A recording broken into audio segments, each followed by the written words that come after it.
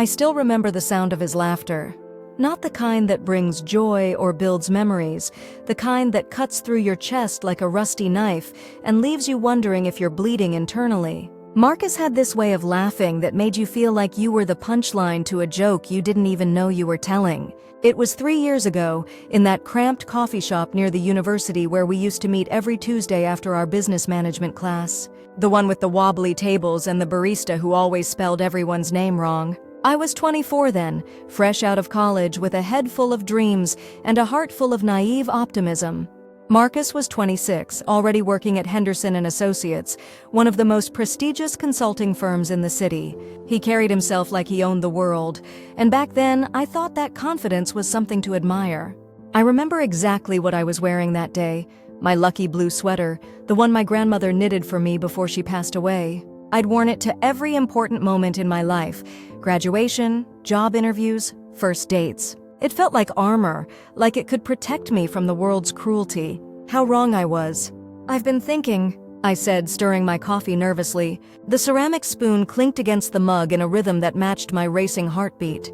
"About starting my own consulting firm." Marcus looked up from his laptop, his perfectly styled hair catching the afternoon light streaming through the window. He had this way of looking at you that made you feel like he was analyzing every word, every gesture, filing it away for later use. "Your own firm?" he repeated, his voice carrying that tone I'd grown accustomed to, the one that suggested he knew something I didn't. "Yes," I said, gaining confidence. "I've been researching the market, looking at gaps in specialized consulting. There's a huge demand for sustainable business practices consulting, especially for mid-sized companies transitioning to eco-friendly operations. I've already started drafting a business plan." I pulled out my worn notebook, the one I'd filled with ideas, market research, potential client lists, and financial projections. My hands trembled slightly as I opened it, revealing pages and pages of meticulous planning. I'd spent months on this, staying up late into the night, researching competitors, analyzing market trends, dreaming of the day I'd have my own office with my name on the door. Marcus leaned back in his chair, and that's when I heard it. The laughter. It started as a chuckle, low and dismissive, but it grew louder, more pointed. Other customers turned to look, and I felt my cheeks burn with embarrassment. "Sarah," he said, wiping his eyes as if I'd just told him the funniest joke he'd ever heard. "You? Running a consulting firm? Do you have any idea how competitive this industry is? How cutthroat?" My grip tightened on the notebook. "I know it's challenging, but I've done my research. I have a solid business plan, and I think—" "You think?" He laughed again. Shorter this time, but no less painful. "Sweetheart, thinking and doing are two completely different things. You've never even worked at a consulting firm. You don't understand how clients operate, how to manage complex projects, how to handle the pressure. You're still living in your college bubble, thinking good grades translate to real-world success." The words hit me like physical blows. I felt my throat constrict, my eyes beginning to water. But I pushed on, desperate to make him understand. "That's why I've been studying the industry so intensively. I've reached out to several potential mentors, and I've been taking additional courses in—" "Sarah, stop." He held up his hand, and his expression shifted to something that looked almost like pity. "I'm trying to save you from embarrassment. Do you know how many people try to start their own consulting firms every year? Do you know how many fail within the first 2 years? 90%. 90%, Sarah. And those are people with experience, with connections, with serious capital backing them." He leaned forward, his voice dropping to what I suppose he thought was a gentle tone. "Look, I get it. Everyone wants to be their own boss. Everyone wants to chase the dream. But you need to be realistic. You're smart, don't get me wrong, but smart isn't enough. You need experience, you need credibility, you need a network. You have none of those things." I felt like I was drowning, like the air in the coffee shop had turned thick and suffocating. "But I could gain experience by what? By failing spectacularly and ruining your reputation before you even start your career?" He shook his head, and I saw something in his eyes that I'd never noticed before. A coldness, a calculation that made my stomach turn.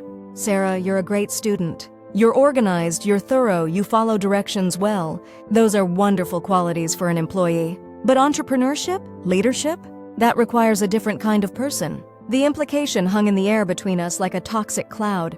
I wasn't that kind of person. I was the kind of person who followed directions, who worked for others, who stayed in line and didn't reach for more than I deserved. I think you should focus on getting a good entry-level position at an established firm, he continued, his tone now patronizing in a way that made my skin crawl. Learn the ropes, pay your dues. Maybe in 10 or 15 years you'll have the experience and connections to consider something like this. But right now you're just setting yourself up for failure. I closed my notebook, my hands shaking now with more than just nerves. I see, I whispered, my voice barely audible over the coffee shop's ambient noise. I'm not trying to be cruel, he said, though his next words proved otherwise. I'm trying to be honest. And honestly, the consulting world would eat you alive. You're too soft, too idealistic. You think everyone's going to play fair? That good intentions and hard work are enough. But this is a Shark Tank, Sarah, and you're not a shark. The worst part wasn't even the words themselves. It was the way he said them with such certainty, such finality. Like he was stating a fundamental truth about the universe, something as unchangeable as gravity or the speed of light. Sarah Mitchell was not capable of running her own business. It was simply a fact. I left the coffee shop that day feeling like I'd been hollowed out, like someone had reached inside my chest and scooped out everything that made me who I was. The notebook felt heavier in my bag, not lighter, weighted down with crushed dreams and shattered confidence. For weeks after that conversation, I couldn't bring myself to open that notebook. It sat on my desk like a monument to my own naivety, a reminder of how foolish I'd been to think I could be anything more than what Marcus had decided I was capable of being. But something strange happened during those dark weeks. The more I replayed his words, the more they began to change in my mind. The laughter that had once sounded dismissive started to sound desperate. The confidence that had once seemed admirable began to look like arrogance. And the certainty with which he'd pronounced my limitations started to feel less like truth and more like projection. I began to research Marcus more carefully. I looked up his performance at Henderson and Associates, his client reviews, his professional accomplishments. What I found was enlightening. Marcus was good at his job, certainly, but he wasn't exceptional. He was skilled at managing existing client relationships, but he'd never brought in a major new account. He was competent at following established procedures, but he'd never innovated or created new methodologies. He was exactly what he'd accused me of being, a good employee who followed directions well. The realization hit me like a physical blow, but this time it was a blow that energized rather than deflated me. Marcus hadn't been speaking from a position of superior knowledge or experience. He'd been speaking from fear. Fear that someone he'd known in college, someone he'd always seen as lesser than himself, might actually have the potential to surpass him. I opened my notebook again, and instead of seeing naive dreams, I saw careful research. Instead of unrealistic expectations, I saw thorough planning. Instead of foolish ambition, I saw genuine opportunity. That night, I made a decision that would change everything. I wasn't going to abandon my dream because Marcus had laughed at it. I was going to pursue it with a vengeance. And someday, somehow, I was going to make him eat every single word he'd said to me in that coffee shop. The planning phase of my revenge, though I didn't think of it as revenge at the time, began with a simple decision. I was going to prove Marcus wrong by succeeding so spectacularly that his dismissal of my abilities would become a joke in itself. I started by doing exactly what he'd suggested I couldn't do. I got a job at a consulting firm. Not Henderson and Associates, where Marcus worked, but at a smaller, more specialized firm called Greenbridge Consulting. They focused on exactly the kind of sustainable business practices I'd been passionate about, and they were looking for someone with fresh perspectives and innovative ideas. The interview process was grueling. I prepared for weeks, practicing my responses, researching the company's history and client base, developing sample project proposals. When I walked into their sleek downtown office, I felt like I was walking into battle. But I was ready. "Tell us about your vision for sustainable business consulting," asked Maria Rodriguez, the company's founder and CEO.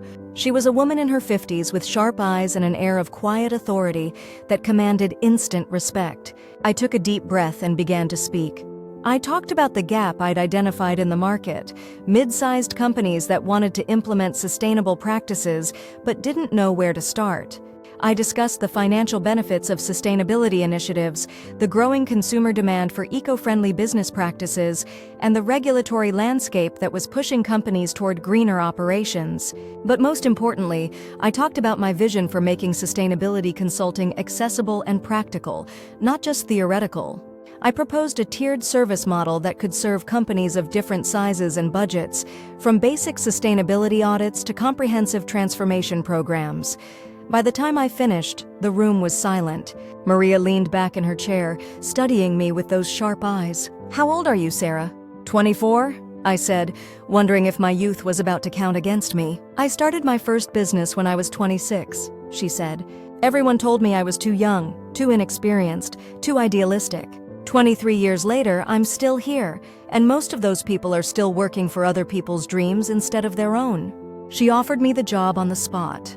My first year at Greenbridge was a masterclass in everything Marcus had claimed I didn't understand. I learned how to manage client relationships, how to navigate complex organizational politics, how to deliver results under pressure. But more than that, I learned that I was good at it. Really good. I had a natural instinct for understanding what clients needed, even when they couldn't articulate it themselves. I could see patterns and connections that others missed. I could take complex environmental regulations and translate them into clear, actionable business strategies. Within 6 months, I was leading my own projects. Within a year, I was bringing in new clients. "You have a gift," Maria told me during my first annual review.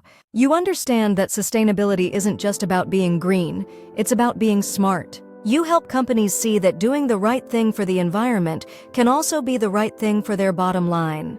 During this time, I stayed in touch with Marcus, though our relationship had shifted significantly. He still carried himself with the same confidence, still spoke with the same certainty about the business world, but now his words carried less weight with me. I'd seen behind the curtain, and I knew that his authority was more assumed than earned. "How's the little job going?" he asked one day when we met for coffee.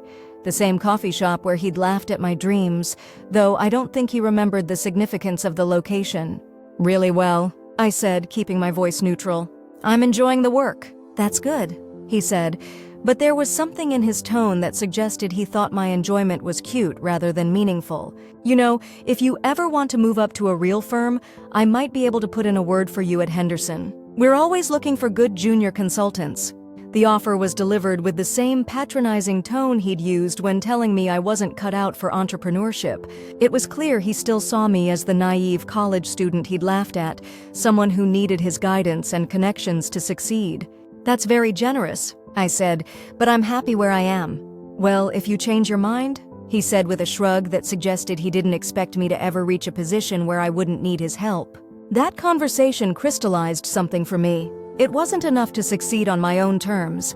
I needed to succeed in a way that would make Marcus confront his own limitations. I needed to become everything he'd said I couldn't be, and I needed to do it in a way that would force him to acknowledge it. The plan that began forming in my mind was audacious, probably crazy, and definitely risky. But it was also, I realized, exactly what I'd always wanted to do. I was going to start my own consulting firm, and I was going to make it so successful that Marcus would have no choice but to recognize my abilities. The planning phase took another year. I spent every free moment researching, networking, and preparing. I attended industry conferences, joined professional associations, and built relationships with potential clients and partners. I saved every penny I could, living in a tiny studio apartment and eating ramen noodles for dinner more nights than I care to remember. But most importantly, I studied Marcus. I researched his clients, his methods, his strengths and weaknesses. I learned everything I could about Henderson and Associates, their service offerings, their pricing models, their competitive advantages and vulnerabilities. I wasn't planning to compete with them directly. That would have been suicide. Instead, I was planning to do what Marcus had said was impossible: find a gap in the market and fill it better than anyone else could. The gap I identified was in mid-market sustainable transformation consulting. Companies with revenues between $50 million and $500 million that were too small for the big consulting firms to prioritize, but too large for the boutique specialists to handle effectively. These companies were facing increasing pressure to implement sustainable practices, but they lacked the resources and expertise to do it on their own. I spent months developing a comprehensive service model that could serve these companies effectively. I created proprietary assessment tools, developed standardized implementation processes, and designed outcome measurement systems. I wasn't just going to start a consulting firm, I was going to create a new category of consulting. The hardest part was the financial planning. Starting a consulting firm required significant capital, office space, equipment, initial marketing, legal fees, and enough runway to survive the first year while building a client base. I had some savings, but not nearly enough. That's when I remembered something Maria had said during one of our conversations.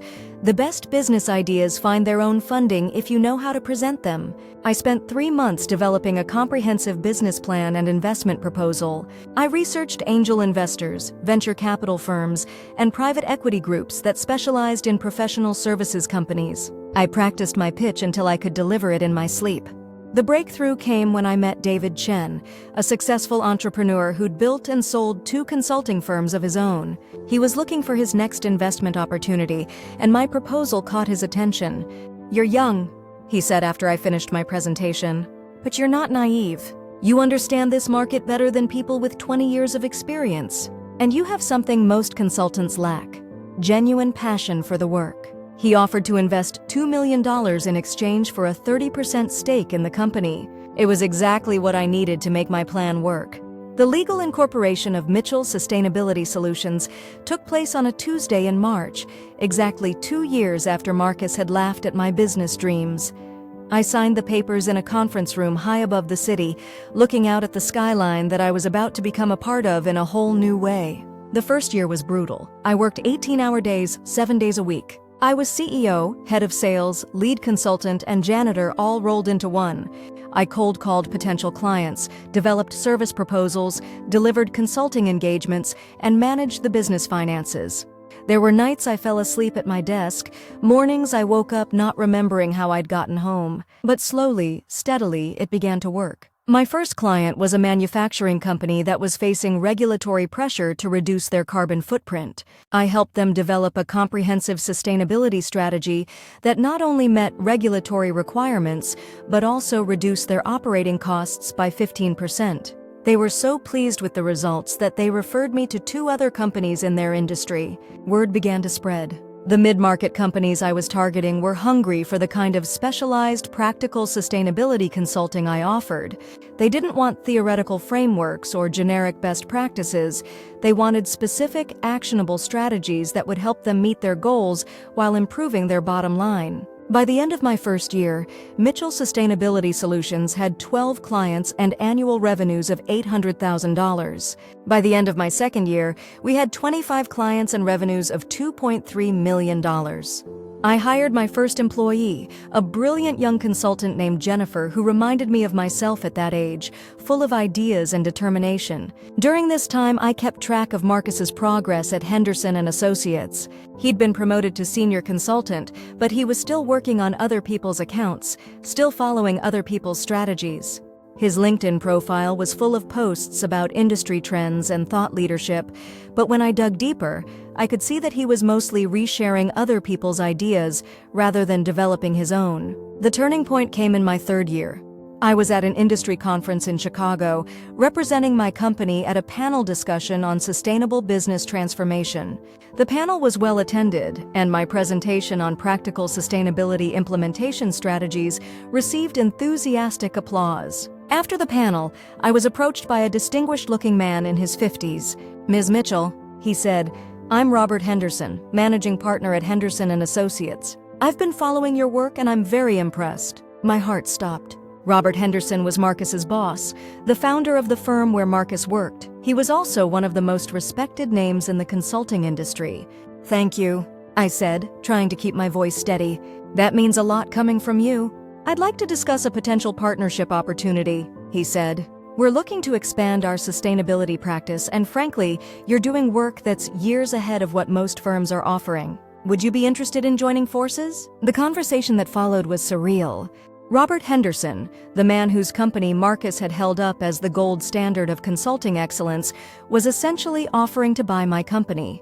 He wanted to acquire Mitchell Sustainability Solutions and integrate it into Henderson and Associates as their new sustainability division. "You'd be a partner, of course," he said, "and you'd maintain full control over the sustainability practice. We're not looking to change what you're doing, we're looking to learn from it." The offer was for $15 million, more money than I'd ever imagined having. But more than that, it was validation. Complete, total validation of everything I'd worked for. I told him I'd need time to consider it, but in my heart, I already knew what my answer would be. This wasn't just a business opportunity, it was the perfect culmination of my revenge plan. I was going to become a partner at Henderson & Associates, the firm that Marcus had always held up as the pinnacle of consulting excellence. I was going to become his boss. The acquisition process took 3 months. During that time, I had to maintain strict confidentiality about the negotiations, which meant continuing to see Marcus socially without revealing that I was about to become his superior. "You know," he said during one of our coffee meetings, "I've been hearing some interesting things about your little company. Sounds like you're doing well for yourself." "We've been fortunate," I said, choosing my words carefully. "That's good to hear. I always knew you had potential. You just needed to find the right niche." He said this as if he'd been my mentor and champion all along, as if he'd never laughed at my dreams or told me I'd never succeed. "I appreciate that," I said, though inside I was counting down the days until I could remind him of our very different conversation 3 years earlier. The acquisition was finalized on a Friday in November. The announcement went out to all Henderson & Associates employees the following Monday morning. The email was brief and professional. "We're pleased to announce the acquisition of Mitchell Sustainability Solutions and welcome Sarah Mitchell as our new partner and director of sustainability practice." I was in my new office, a corner office on the 42nd floor with a view of the entire city, when my phone rang. It was Marcus. "Sarah?" His voice was tight, confused. "I just saw the announcement. Is this real?" "It's real," I said, settling back in my leather chair. "I'm actually in the office right now, getting settled in." There was a long pause. "I don't understand. How did this happen? When did this happen?" "It's been in the works for a while," I said. "Robert approached me about a partnership, and we realized that an acquisition made the most sense for both companies." But you just started your company. How could you possibly... I mean, what kind of money are we talking about here?" I could hear the desperation in his voice, the need to understand how the world had suddenly shifted so dramatically.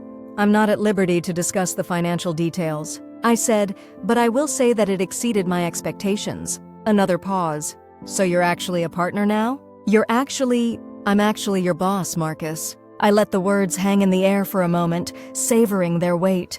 "I hope that won't be a problem." The silence that followed was even more satisfying than his laughter had been painful. In that silence, I could hear him processing the complete reversal of our positions, the utter demolition of every assumption he'd made about my capabilities and potential. "No," he finally said, his voice small. "No, that won't be a problem." "Good," I said, "because I have some ideas about how we can improve the sustainability consulting we offer to our clients, and I'm going to need all hands on deck." When I hung up the phone, I felt something I hadn't experienced in years: complete satisfaction.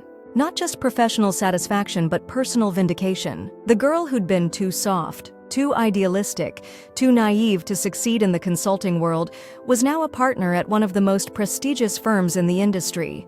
The woman who'd been told she wasn't cut out for leadership was now in charge of a multi-million-dollar practice. But the real test was still to come. Having Marcus as my employee was one thing, managing him effectively was another. I knew that this transition would either prove my leadership capabilities once and for all, or it would reveal that Marcus had been right about my limitations. I chose to prove him wrong one more time. My first month as a partner at Henderson & Associates was a careful balance of establishing my authority while building relationships with my new colleagues. I inherited a team of 12 consultants, including Marcus, and I was responsible for integrating my sustainability practice with the firm's existing service offerings. The integration process gave me the perfect opportunity to observe Marcus in his natural habitat. What I saw was both illuminating and disappointing. He was competent, but not exceptional, skilled at following established procedures, but lacking in innovation or strategic thinking. He was good at managing client relationships, but he rarely brought new insights or creative solutions to problems. More troubling was his attitude toward change. Every suggestion I made for improving our processes or expanding our service offerings was met with subtle resistance. He never directly challenged my authority. He was too smart for that.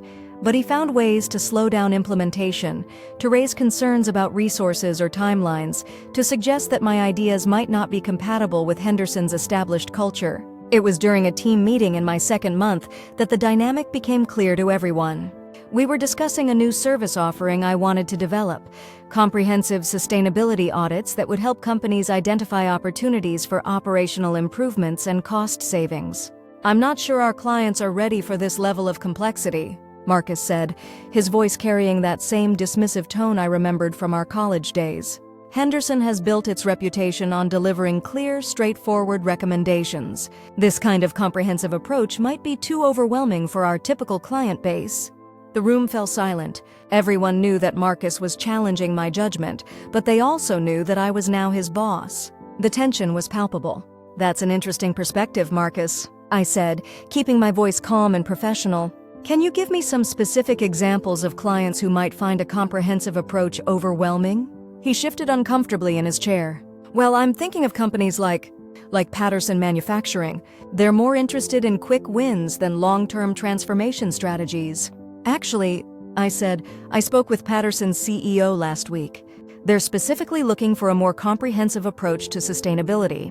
They've been disappointed with the piecemeal consulting they've received from other firms." Marcus's face reddened. "I wasn't aware of that conversation." "That's because you weren't involved in it," I said. "As Director of Sustainability Practice, I'm the primary relationship manager for our sustainability-focused clients. But I appreciate your concern for our clients' needs." The message was clear.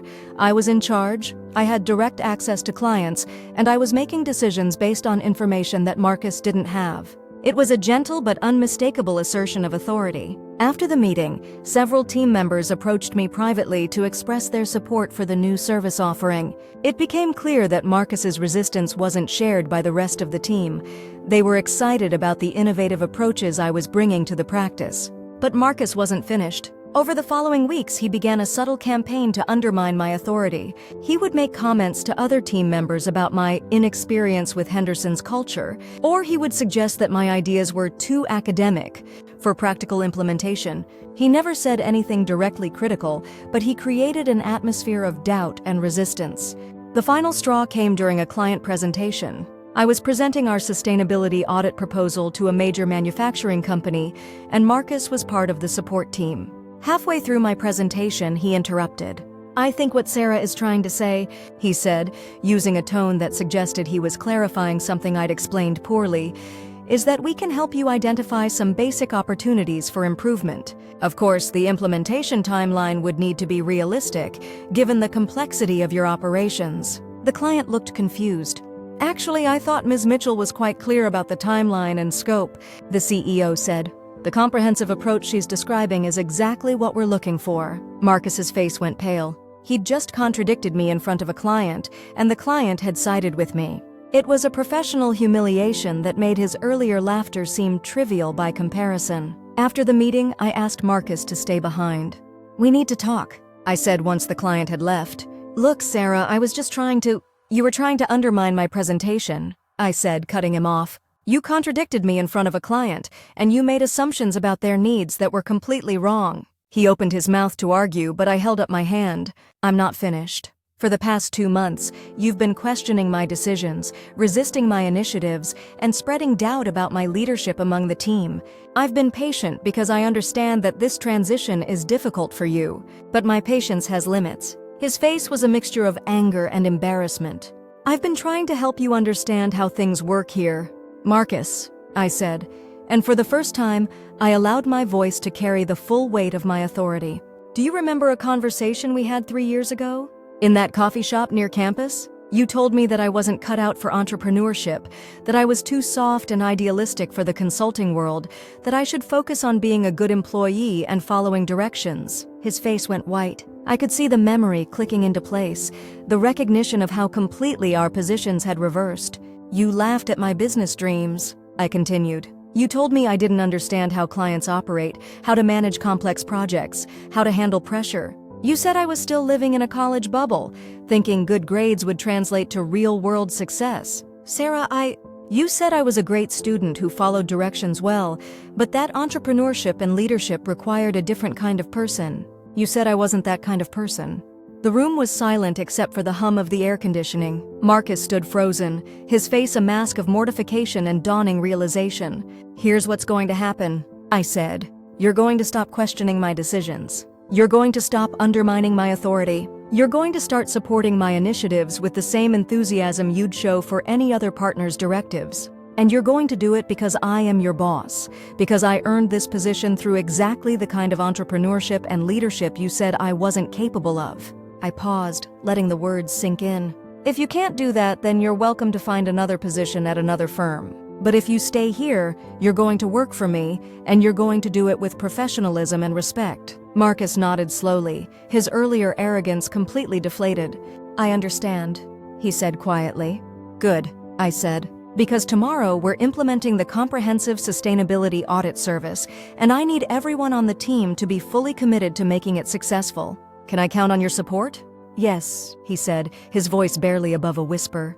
"You can count on my support." After he left, I sat alone in my office, looking out at the city skyline. The view from the 42nd floor was spectacular.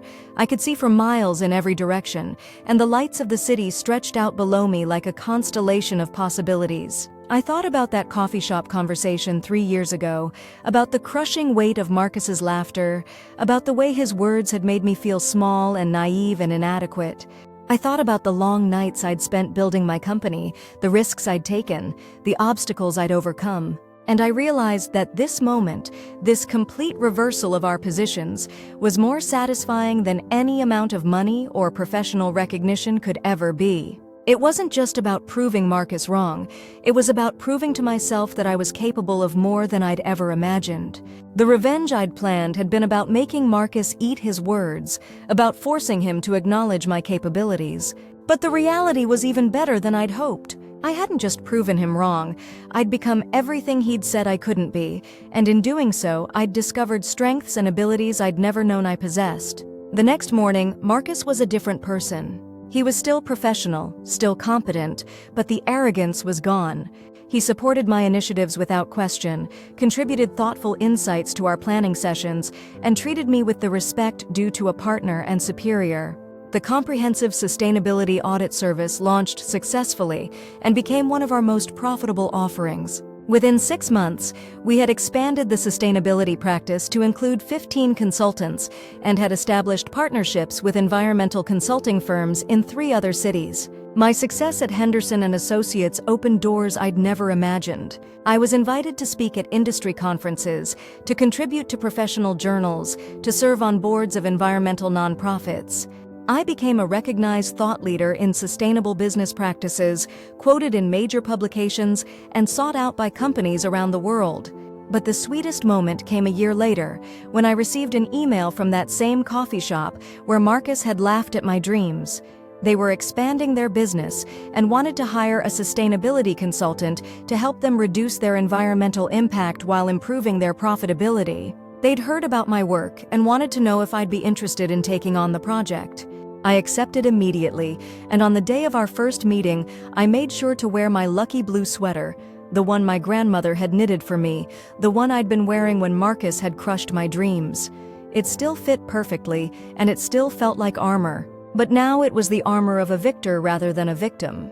Sitting in that same wobbly table where Marcus had laughed at my business plan, I spread out my proposal for the coffee shop's sustainability transformation. The irony was so perfect it felt like the universe was writing the ending to my story. The coffee shop project was a success, and they referred me to a dozen other small businesses in the area. These referrals led to more referrals, and soon I was known as the consultant who could help any size company, from small local businesses to major corporations, implement sustainable practices that actually improved their bottom line. As I write this, 5 years have passed since that devastating conversation with Marcus. Mitchell Sustainability Solutions, now part of Henderson & Associates, has grown into a practice of 45 consultants serving clients across North America. I've been promoted to senior partner, and I sit on the firm's executive committee. Marcus still works for me, though he's grown into a competent and reliable team member. We have a professional relationship now,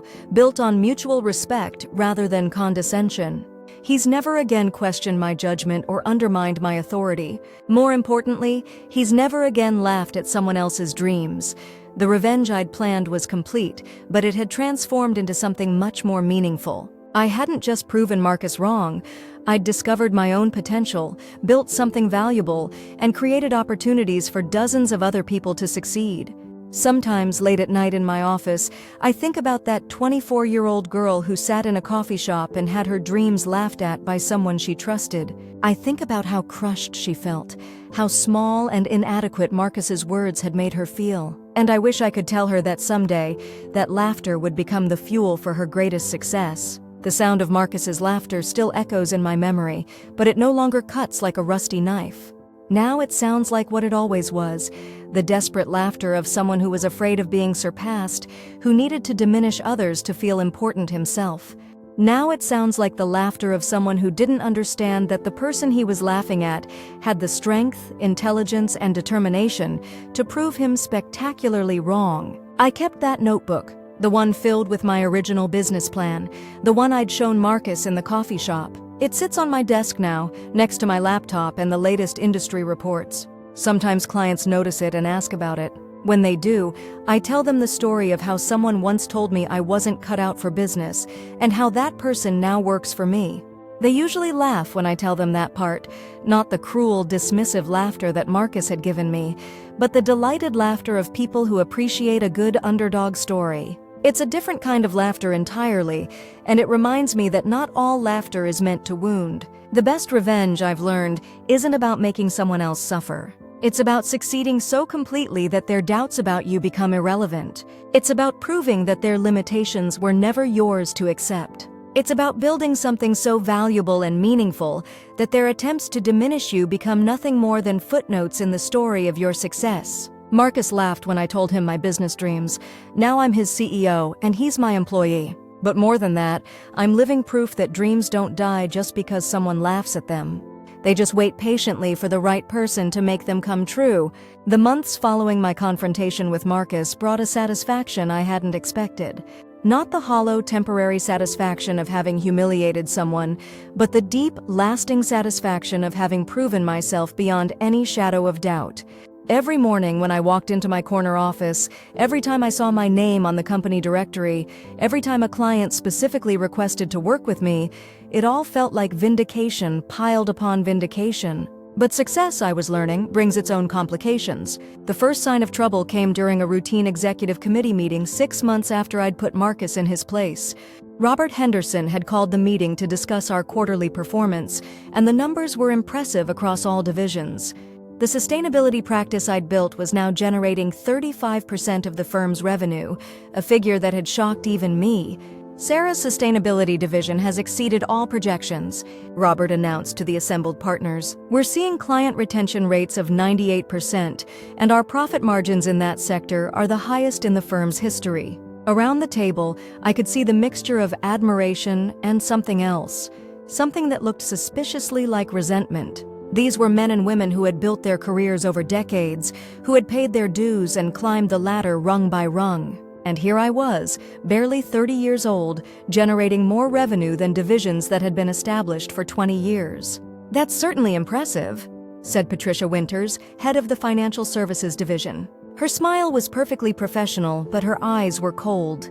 Though I do wonder about the sustainability of such rapid growth. Sometimes when practices expand too quickly, quality can suffer. The comment was delivered with surgical precision. It sounded like a reasonable concern, but everyone in the room understood the subtext. I was growing too fast, too young, too successful. There had to be something wrong with what I was doing.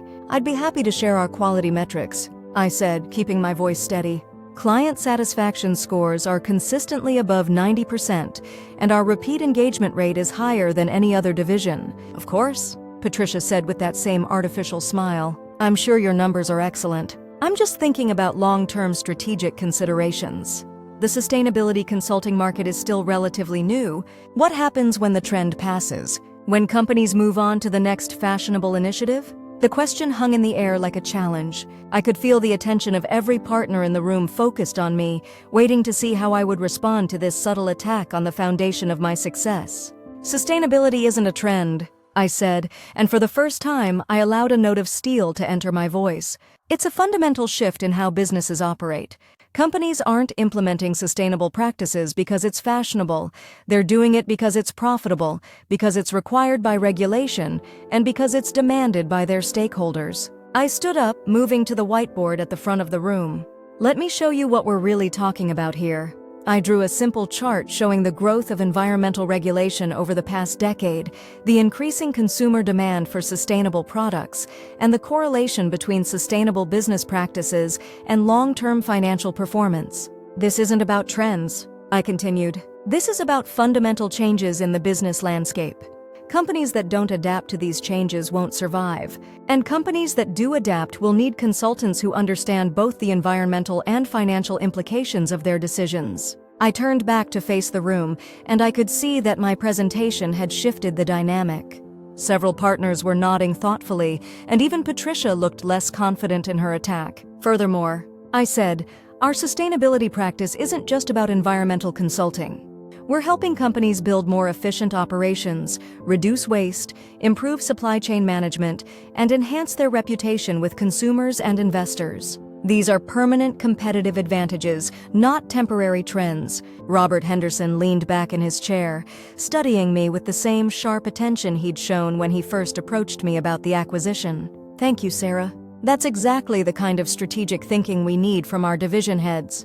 The meeting continued, but I could feel that something had shifted. I had just defended my territory in front of the firm's most senior partners, and I had done it with data, logic, and confidence. But I had also made it clear that I wasn't going to be pushed around by colleagues who saw me as a threat to their own positions. After the meeting, Robert asked me to stay behind.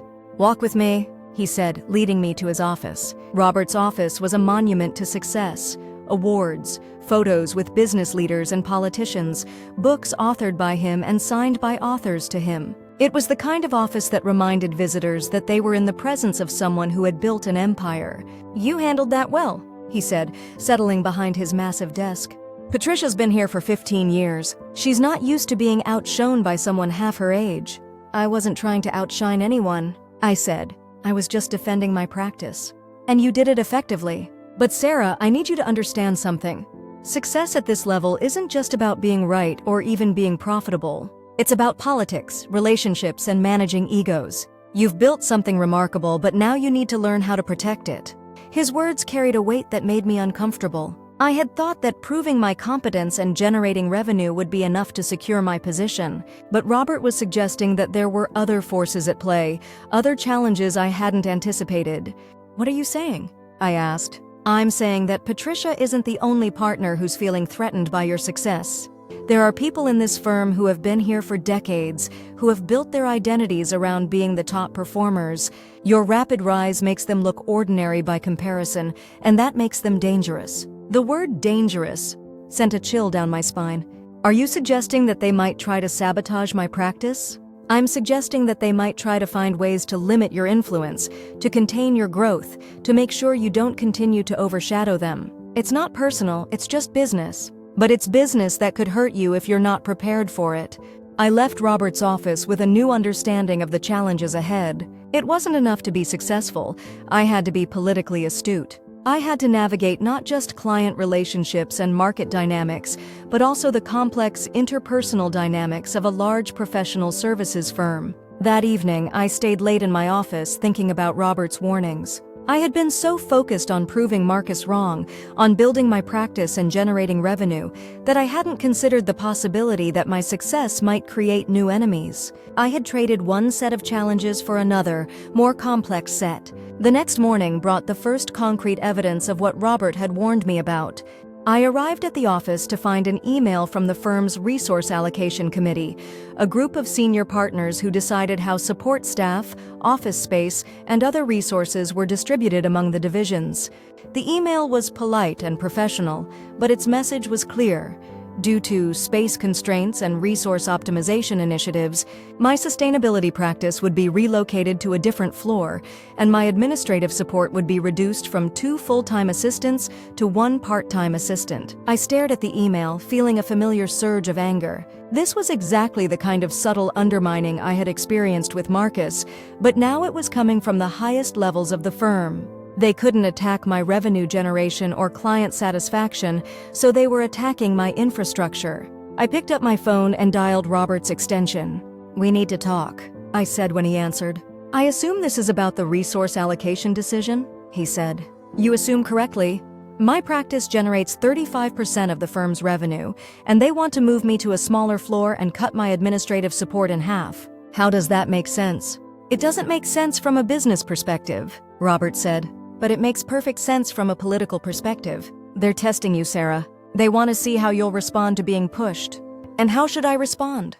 That depends on what kind of leader you want to be. You can fight this decision, demand that your resource allocation reflect your revenue contribution, and probably win. But if you do that, you'll confirm their belief that you're a threat who needs to be contained. Or you can accept the decision gracefully, show that you're a team player, and prove that you can succeed even with fewer resources. The choice he was presenting felt like a trap. If I fought, I'd be seen as difficult and demanding. If I accepted, I'd be seen as weak and manipulable. Either way, I would be playing by their rules instead of my own. There's a third option, I said, which is, I generate more revenue than any other division, and I deserve resources commensurate with that contribution. If this firm can't provide those resources, then perhaps my practice would be better served by operating independently. The silence on the other end of the phone stretched for several seconds. Sarah, Robert finally said, are you threatening to leave? I'm not threatening anything. I'm simply stating facts. My practice is successful because I've built it to be successful. If Henderson & Associates wants to continue benefiting from that success, then Henderson & Associates needs to support that success appropriately. I see, Robert said, and I could hear the calculation in his voice. Let me make some calls. By the end of the day, the resource allocation decision had been reversed. Not only would my practice remain in its current space, but we would be expanding to include an additional conference room and a dedicated client presentation area. My administrative support would be increased rather than decreased. The message was clear. I had won this battle, but I had also escalated the conflict. The partners who had been testing me now knew that I was willing to fight for my position, and they would respond accordingly. That evening, Marcus knocked on my office door. "Do you have a minute?" he asked. "Come in," I said, curious about what he wanted to discuss. He closed the door behind him and sat down across from my desk. "I heard about the resource allocation issue," he said, "and I heard about how you handled it. And I wanted to tell you that I think you did the right thing. For what it's worth." I studied his face, looking for signs of the sarcasm or condescension that had once characterized our interactions, but his expression was sincere, almost respectful. "Thank you," I said. "That does mean something. I also wanted to tell you that I've learned a lot working for you these past months. About leadership, about standing up for what you believe in, about not backing down when people try to diminish you." He paused, seeming to choose his words carefully. "I owe you an apology, Sarah. Not just for questioning your authority when you became my boss, but for the way I treated you back in college. I was wrong about you, and I was wrong about what you were capable of." The apology caught me off guard. For 3 years, I had been focused on proving Marcus wrong, on showing him that his assessment of my capabilities had been completely incorrect. But now that he was actually acknowledging his error, I found that the victory felt different than I had expected. "I appreciate that," I said, "but I think we both learned something from this experience." "What did you learn?" "I learned that the people who doubt you often doubt themselves even more. Your criticism of my business dreams wasn't really about my capabilities. It was about your own insecurities." Marcus nodded slowly. "You're right. I was afraid that if you succeeded, it would highlight my own limitations. I was afraid that someone I'd known in college, someone I thought I was better than, might actually surpass me. And now I'm proud to work for you. I'm proud to be part of what you've built. And I'm grateful for the opportunity to learn from someone who's clearly a better leader than I ever imagined I could be." The conversation continued for another hour, and by the end of it, I realized that something fundamental had shifted in our relationship. Marcus was no longer just an employee who had been humbled by circumstances. He had become a genuine ally, someone who understood both my strengths and the challenges I was facing. Over the following weeks, I found myself relying on Marcus's insights more than I had expected. He had been at Henderson & Associates for years before my arrival, and he understood the firm's culture, politics, and personalities in ways that I was still learning. He became my unofficial guide to navigating the complex interpersonal dynamics that Robert had warned me about. "Patricia's going to try to form a coalition against you," he told me one morning. She's been having lunch with the heads of the other divisions, talking about maintaining standards and protecting the firm's reputation. Protecting the firm's reputation from what? From the perception that Henderson and Associates is becoming too dependent on one practice, too focused on trendy consulting areas rather than traditional business fundamentals. She's essentially arguing that your success is a threat to the firm's long-term stability. I felt the familiar surge of anger that came with being attacked, but I forced myself to think strategically. What do you think her endgame is? I think she wants to limit your autonomy, maybe split your practice into smaller pieces that can be distributed among the other divisions. She can't attack your revenue generation, but she can attack your independence. The insight was valuable, and it helped me prepare for the next phase of the conflict. Patricia's strategy became clear over the following months. She began proposing organizational changes that would integrate sustainability consulting into the existing practice areas rather than maintaining it as a separate division. We could enhance our financial services offerings by incorporating environmental risk assessment, she suggested during one executive committee meeting. And our operations consulting could benefit from including sustainability metrics in our standard analysis. On the surface, her proposals sounded reasonable, even beneficial. But I could see the underlying strategy. By breaking up my practice and distributing its components among the other divisions, she would eliminate my power base and reduce my influence within the firm.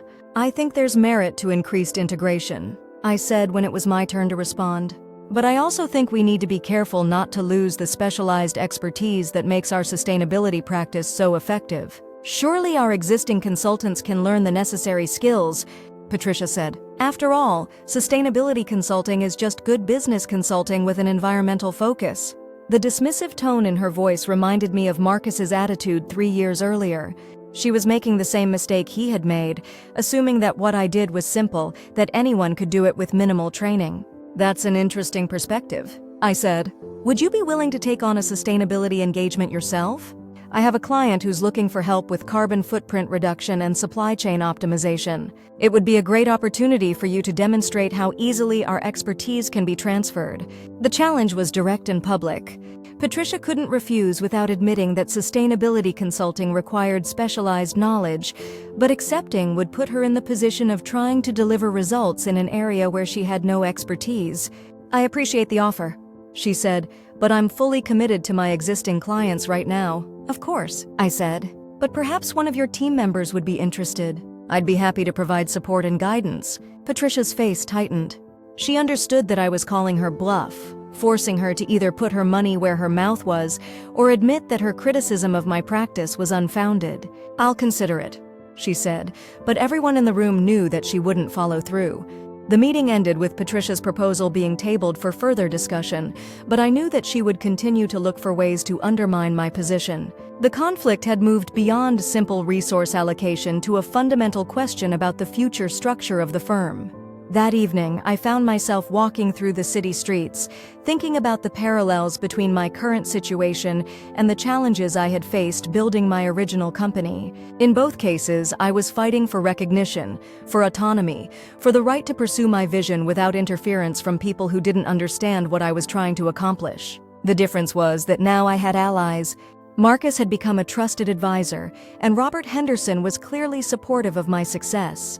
I also had a track record of results that spoke for itself: client satisfaction, revenue generation, and industry recognition that validated my approach. But I also had more to lose. When I had started Mitchell Sustainability Solutions, I had been risking my own time, energy, and savings. Now I was responsible for a team of 45 people, for relationships with dozens of clients, for a practice that generated millions of dollars in revenue.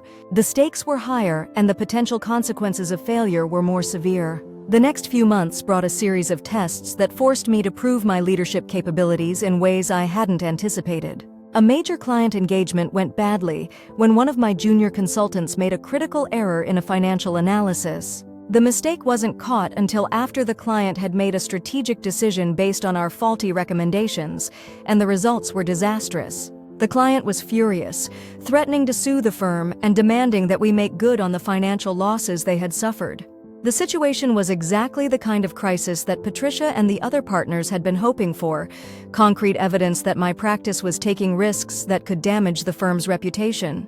I spent 3 sleepless nights developing a response plan. First, I took full responsibility for the error, acknowledging that the oversight had occurred under my supervision and that I was accountable for the results. Second, I worked with the client to develop a remediation strategy that would minimize their losses and help them recover from the faulty decision. Third, I implemented new quality control processes to prevent similar errors in the future. The client was impressed by my response. Instead of suing, they agreed to continue working with us, and they eventually became one of our most profitable relationships. The crisis that could have destroyed my practice became a demonstration of the kind of leadership that builds long-term client loyalty. But the real test came during the next executive committee meeting, when Patricia used the incident to renew her attack on my practice's independence. This situation highlights the risks of having such a large practice operating with minimal oversight, she said. If Sarah's team had been more closely integrated with our existing quality assurance processes, this error might have been caught before it reached the client. That's possible, I said. But it's also possible that additional layers of oversight would have slowed down our response time and reduced our effectiveness. Our clients value our agility and responsiveness, and those qualities require a certain degree of operational independence, even when that independence leads to costly mistakes. Every practice makes mistakes, Patricia. The question is how we respond to them. In this case, we not only fixed the problem, but we turned an angry client into a loyal advocate. That's the kind of result that comes from having the autonomy to make decisions quickly and implement solutions effectively. Robert Henderson leaned forward. Sarah, can you walk us through the specific steps you took to resolve this situation? I spent the next 20 minutes detailing my response to the crisis, from the initial acknowledgement of responsibility to the implementation of improved quality control measures. By the time I finished, it was clear that I had handled the situation with exactly the kind of professional competence and leadership that the firm expected from its partners. Thank you, Robert said. That's exactly the kind of crisis management we need from our division heads. Patricia, do you have any additional concerns about the sustainability practices operations? Patricia's expression was tight with frustration. No additional concerns at this time. The meeting ended with my authority intact and my independence preserved, but I knew that Patricia would continue to look for opportunities to challenge my position. The conflict had become a war of attrition, and I needed to find a way to end it decisively. The opportunity came 6 months later, when Henderson & Associates was invited to bid on the largest sustainability consulting engagement in the firm's history. A multinational corporation with revenues of over $50 billion was looking for help with a comprehensive sustainability transformation that would affect every aspect of their operations. The engagement would require a team of over 100 consultants working across multiple continents for a period of 3 years. The total value of the contract was estimated at over $200 million, more than any single engagement in the firm's history.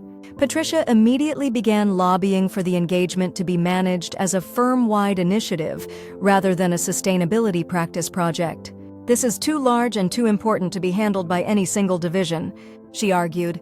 We need to bring together our best people from across all practice areas. Her argument had merit, but I could see the underlying strategy. If she could convince the other partners that the engagement was too big for my practice to handle alone, she could use it as justification for breaking up my division and distributing its components among the other practice areas. I agree that this engagement will require resources from across the firm, I said during the strategy meeting. But it also requires deep expertise in sustainability consulting, expertise that exists primarily in my practice. I propose that we manage this as a sustainability practice engagement with support from other divisions as needed. The debate that followed was intense and sometimes heated. Patricia argued that my practice lacked the scale and experience to manage such a large engagement. I argued that the other divisions lacked the specialized knowledge to deliver the kind of results the client was expecting. Finally, Robert Henderson called for a decision. I think we need to let the client decide, he said. We'll prepare 2 proposals, one with Patricia's integrated approach and one with Sarah's sustainability-focused approach. We'll present both options to the client and let them choose. The decision was both fair and strategic. It would give the client the information they needed to make an informed choice, and it would provide a definitive answer to the question of which approach was more effective. The next 6 weeks were a blur of preparation and presentation development. I worked with my team to create the most comprehensive sustainability consulting proposal we had ever developed. We analyzed the client's operations in detail, identified specific opportunities for improvement, and developed a detailed implementation plan that would deliver measurable results. Patricia worked with her coalition of partners to develop an alternative proposal that distributed the work among multiple practice areas. Their approach was more traditional, more conservative, and more aligned with the firm's historical way of managing large engagements. The client presentation was scheduled for a Friday morning in the firm's largest conference room. The client's team included the CEO, the Chief Operating Officer, the Chief Financial Officer, and the heads of several major divisions. It was clear that they were taking this decision seriously. Patricia presented first, and her presentation was polished and professional. She emphasized Henderson and Associates' long history of managing large, complex engagements, and she highlighted the breadth of expertise that would be brought to bear on the client's challenges.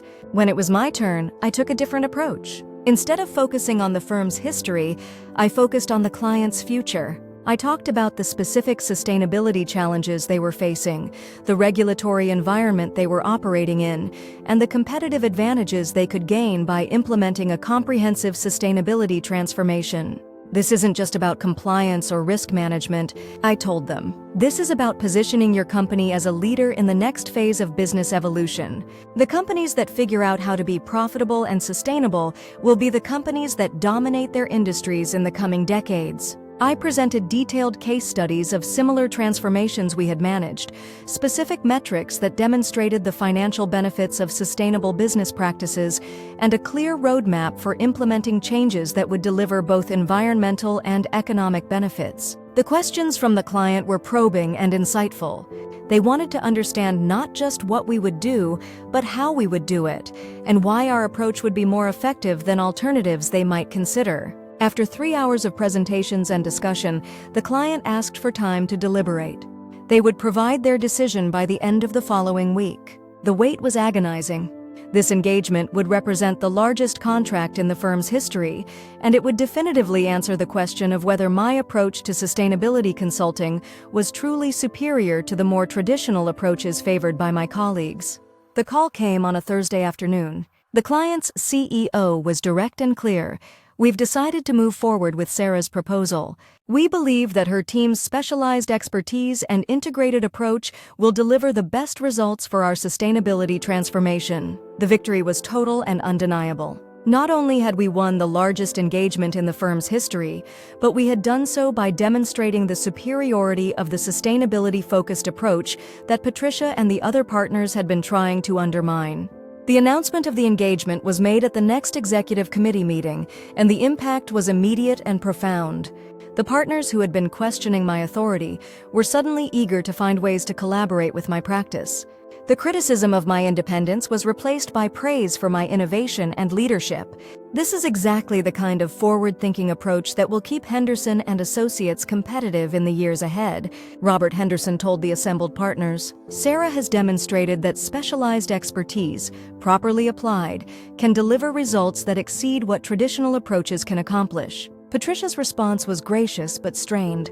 Congratulations, Sarah. I look forward to learning from your team's expertise on this engagement. The words were correct, but I could see the defeat in her eyes. She had staked her reputation on the argument that my practice was too specialized, too independent, too risky. The client's decision had proven her wrong in the most public and definitive way possible. After the meeting, Marcus approached me with a smile that reminded me of the first time we had talked about my business dreams, except now the smile was one of genuine admiration rather than condescension. "You did it," he said. "You didn't just prove them wrong. You proved them so wrong that they can't even argue about it anymore." "We did it," I corrected. "This was a team effort." "Maybe," he said, "but it was your vision that made it possible. Your refusal to accept their limitations, your insistence on pursuing your own path, your willingness to bet everything on your own judgment. That's what made the difference." That evening, I stood in my office looking out at the city skyline, thinking about the journey that had brought me to this moment. 4 years ago, I had been a recent college graduate with a notebook full of dreams and a head full of doubts.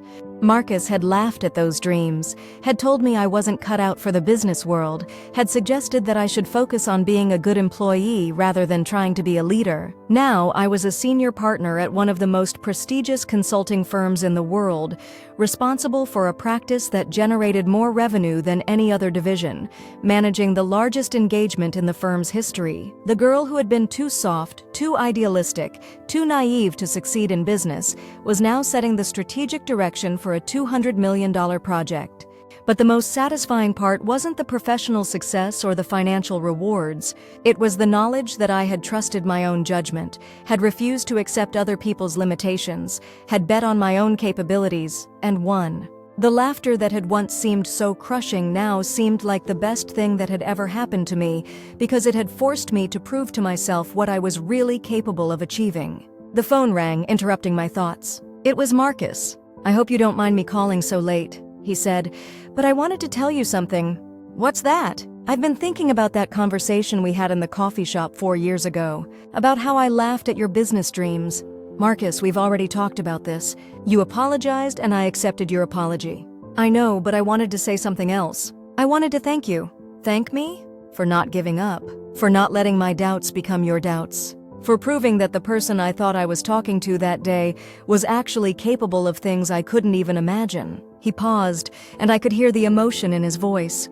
"You changed my life, Sarah. Not just professionally, but personally.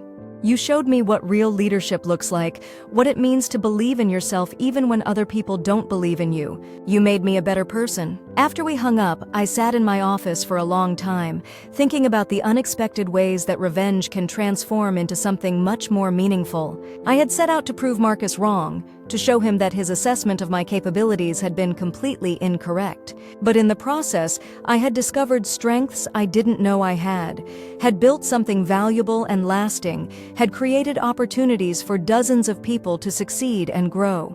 The revenge I had planned had been about making Marcus eat his words, about forcing him to acknowledge that he had been wrong about me. But the reality had been so much better than my original plan. Instead of just proving him wrong, I had given him the opportunity to learn from his mistakes, to grow beyond his limitations, to become a better person and a better professional. Sometimes the best revenge isn't about defeating your enemies, it's about transforming them into allies. It's about succeeding so completely that the people who once doubted you become the people who support you, who learn from you, who are grateful for the opportunity to be part of what you're building.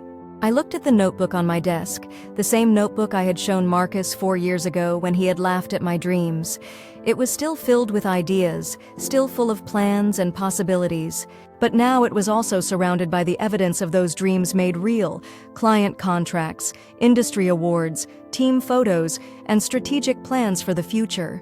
The sound of Marcus's laughter no longer echoed in my memory as a source of pain. Instead, it had become a reminder of how far I had come, how much I had accomplished, how completely I had transformed not just my own life, but the lives of everyone around me.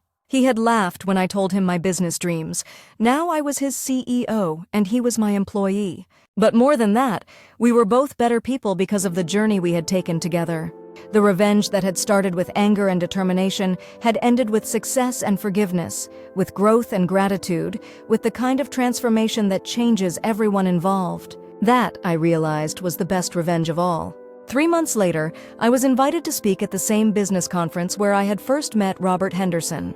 The topic was leadership in the modern consulting industry, and I was scheduled to deliver the keynote address to an audience of over 1,000 industry professionals. As I stood backstage waiting for my introduction, I thought about the journey that had brought me to this moment.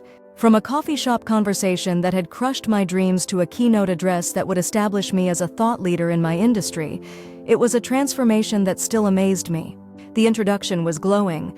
Sarah Mitchell, senior partner at Henderson & Associates, has built one of the most successful sustainability consulting practices in the world. Her innovative approaches to environmental business strategy have helped dozens of Fortune 500 companies achieve both their sustainability goals and their financial objectives. Please welcome Sarah Mitchell. As I walked onto the stage, I saw Marcus in the audience, sitting in the front row with the rest of my team. He was applauding enthusiastically, his face beaming with pride. Next to him sat Jennifer, my first employee, who was now a senior manager in the practice. Behind them were dozens of other team members, all of whom had played a role in building what we had accomplished together. I began my speech with a story about a young woman who had once been told she wasn't cut out for business, who had been laughed at for her dreams, who had been advised to focus on being a good employee rather than trying to be a leader. The audience listened intently as I described how that laughter had become the fuel for the most successful period of my career. The people who doubt you often reveal more about their own limitations than yours, I told the audience. When someone tells you that you can't achieve something, they're usually telling you that they can't imagine achieving it themselves. Your job is to prove that their imagination is smaller than your potential. The speech was well received, and the questions from the audience were thoughtful and engaged. During the Q&A period, a young woman in the back of the room raised her hand. "Ms. Mitchell," she said, "I'm a recent college graduate, and I'm interested in starting my own consulting firm. But everyone I talk to tells me I'm too young, too inexperienced, that I should work for someone else for at least 10 years before I even think about going out on my own. What would you tell someone in my situation?" I smiled, thinking about my own journey from that crushing conversation in the coffee shop to this moment on the stage. I would tell you that experience is valuable, but it's not the only path to success. I would tell you that the people who are discouraging you may be protecting their own positions rather than looking out for your best interests. And I would tell you that the only way to know what you're capable of is to try. I paused, looking out at the audience. Most importantly, I would tell you that the worst thing that can happen is that you'll fail and learn something valuable. The best thing that can happen is that you'll succeed and discover capabilities you never knew you had. Either way, you'll be better off than if you never tried at all. The applause that followed was thunderous, and I could see that my words had resonated with many people in the audience. After the speech, I was surrounded by attendees who wanted to share their own stories of overcoming doubt and achieving success despite the skepticism of others. As I was leaving the conference, I received a text message from Marcus. "Incredible speech. I'm proud to work for someone who not only achieved her dreams, but inspired others to achieve theirs. Thank you for showing me what real leadership looks like." That evening, I had dinner with my team to celebrate the success of the conference and to discuss our plans for the future. The conversation was energetic and optimistic, full of ideas for new service offerings, new markets to explore, and new ways to help our clients succeed. "Where do we go from here?" Jennifer asked. "We've achieved everything we set out to accomplish. What's the next challenge?" It was a good question. We had built the most successful sustainability consulting practice in the industry, had won the largest engagement in our firm's history, and had established ourselves as thought leaders in our field. By any measure, we had achieved complete success. But as I looked around the table at the faces of my team members, I realized that success wasn't a destination. It was a journey. The dreams I had written in my notebook 4 years ago had been just the beginning. Now I had new dreams, bigger dreams, dreams that would require all the skills and knowledge I had gained on the journey from that coffee shop conversation to this moment. "We're going to change the world," I said. "We're going to prove that business success and environmental responsibility aren't just compatible, they're inseparable. We're going to help companies understand that sustainability isn't a cost center, it's a competitive advantage. And we're going to do it by being so good at what we do that no one can ignore us." The conversation continued late into the evening, and by the time we finished, we had outlined plans for expanding into new markets, developing new service offerings, and building partnerships with organizations around the world. We were no longer just a consulting practice.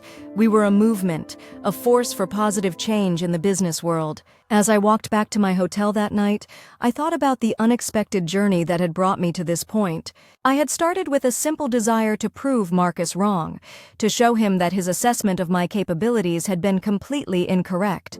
But that desire had evolved into something much more meaningful, a commitment to excellence, a dedication to making a positive impact, and a determination to help others achieve their own dreams. The revenge I had planned had been about defeating someone who had hurt me.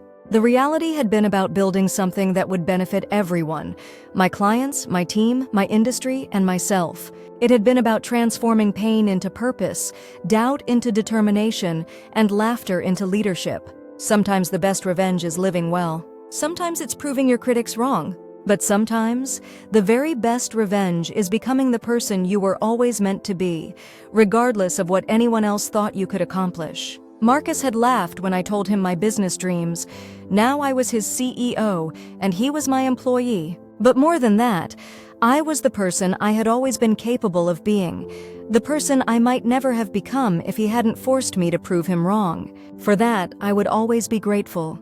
The final chapter of my story was still being written, but I knew that whatever came next, I would face it with the confidence that comes from having tested myself and discovered that I am stronger, smarter, and more capable than anyone, including myself, ever imagined. The sound of laughter no longer haunted my memories. Instead, it had become the soundtrack to my success, a reminder that sometimes the best thing that can happen to you is having someone doubt your potential. It gives you the opportunity to prove them wrong, to exceed your own expectations, and to become the person you were always meant to be. And that, I had learned, was the sweetest revenge of all.